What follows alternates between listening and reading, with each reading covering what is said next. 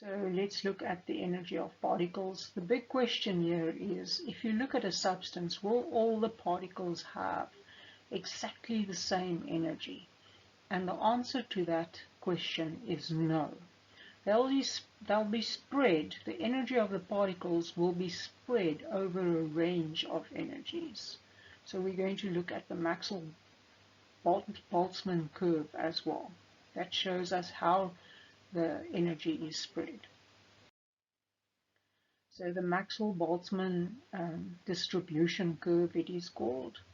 It looks like this, where the y-axis represents the number of particles,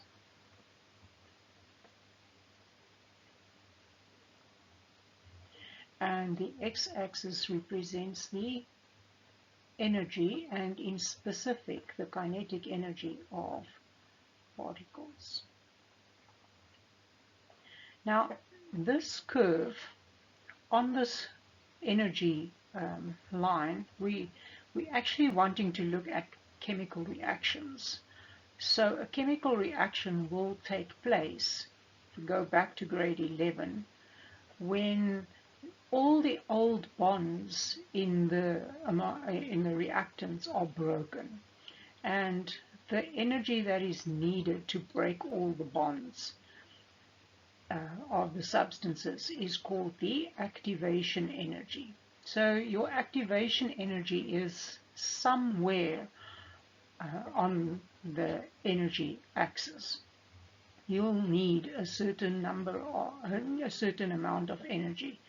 Particles will need a certain amount of energy to react, and I'm going to indicate on my curve the position of the activation energy. Now, this point on the graph will represent the number of particles with that specific energy. The number of particles with that specific energy, whatever it is, that will be the number of particles with this energy. Now you can see that if we look at the curve, that most of the particles in a reaction mixture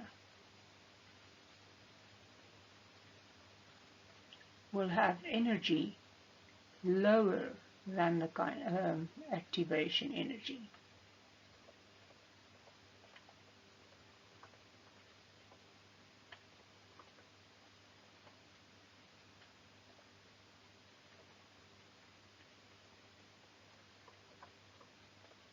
So most of your particles will have too low a kinetic energy.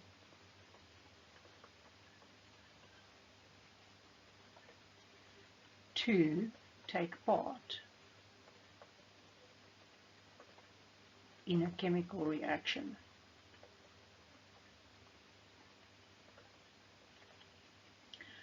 Only a small percentage of particles will actually have enough energy to react. So I'm going to represent that on the graph by shading this part here. Only these particles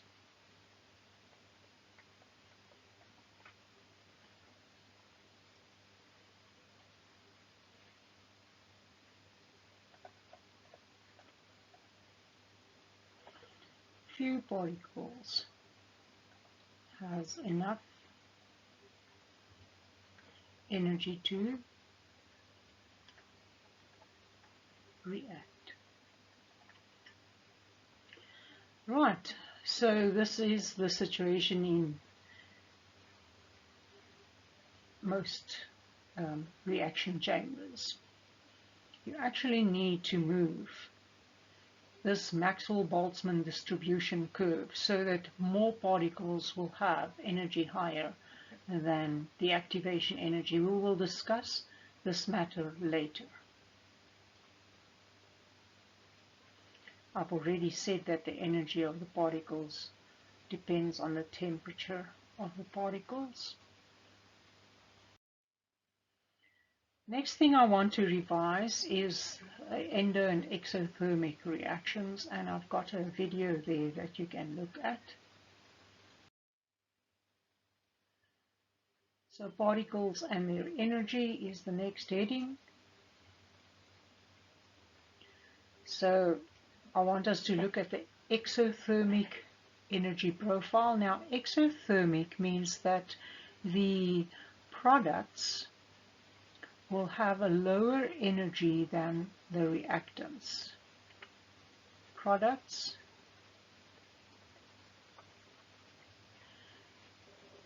will have a lower energy than the reactants. I think in grade 11 we said HP for products. The enthalpy of the products is less than the enthalpy of the reactants. So what does the energy profile look like for an exothermic reaction? The x-axis is called the reaction coordinate.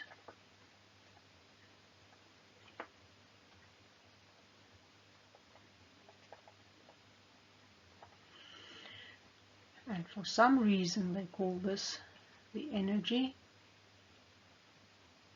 and they used to call it potential energy of the reagents. Now your reactant will start at a specific value. You could say for reference that is 0, but technically it's not 0. When these chemicals must react, they need a certain amount of energy. That is called the activation energy.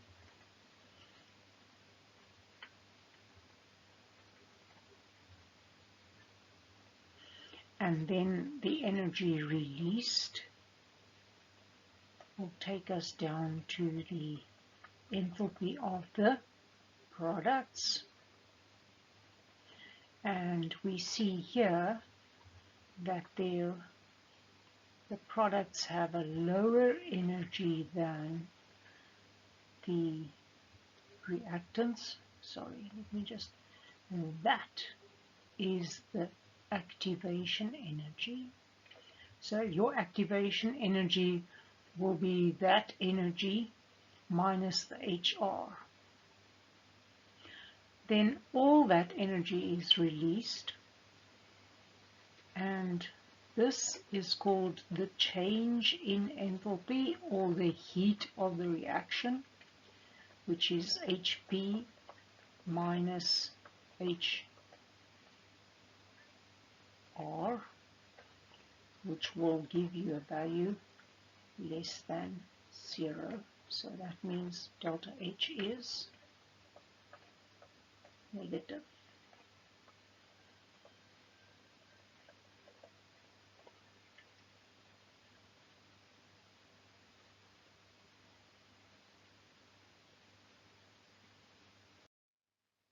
Next we look at the endothermic energy profile. It's just the reverse of the exothermic energy profile. So we start down low, we go up, and the products are at a higher energy than the reactants. So this would be your enthalpy of products, that's enthalpy of reactants. Your activation energy is that little bit of energy. No, sorry, it's this lots of energy up here. It's your activation energy, and the change in enthalpy is that amount. The heat of the reaction in this case would be positive.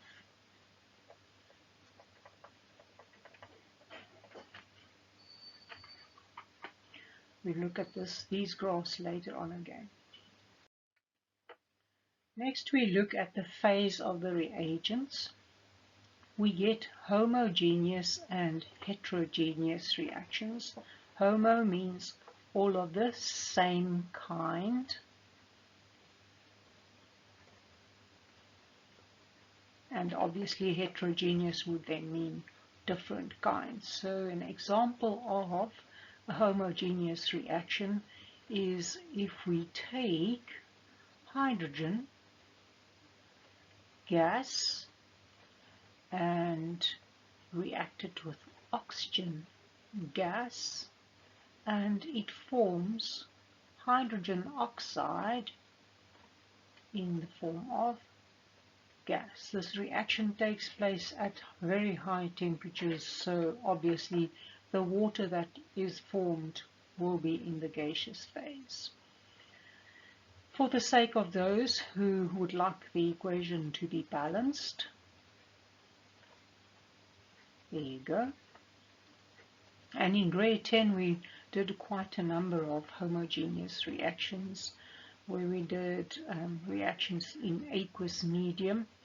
For example, sodium hydroxide,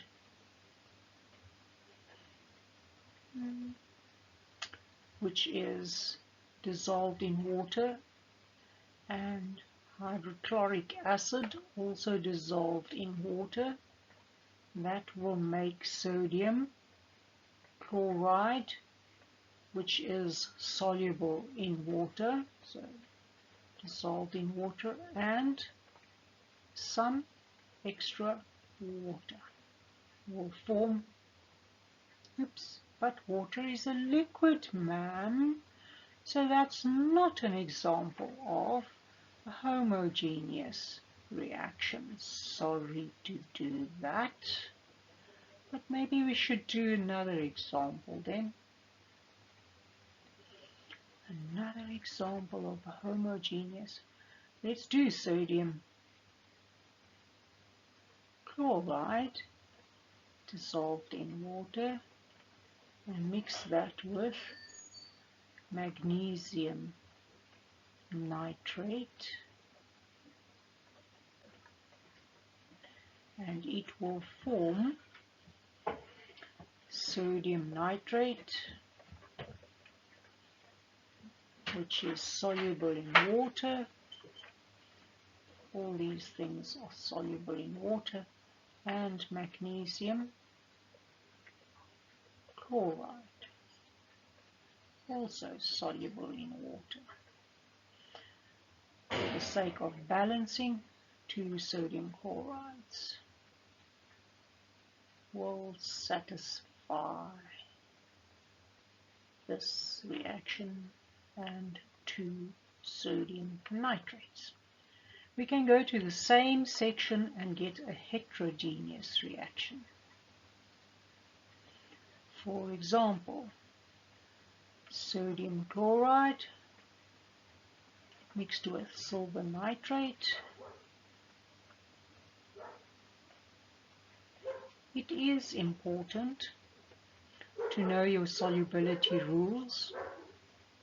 So silver chloride will form, and I know that silver chloride is a precipitate, and sodium nitrate. So here we have reagents in more than one state, so it's called a heterogeneous reaction.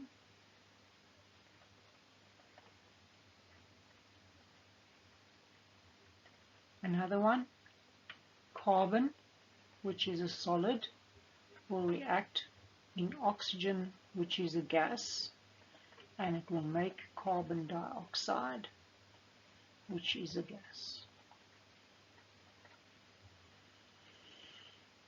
There you have it.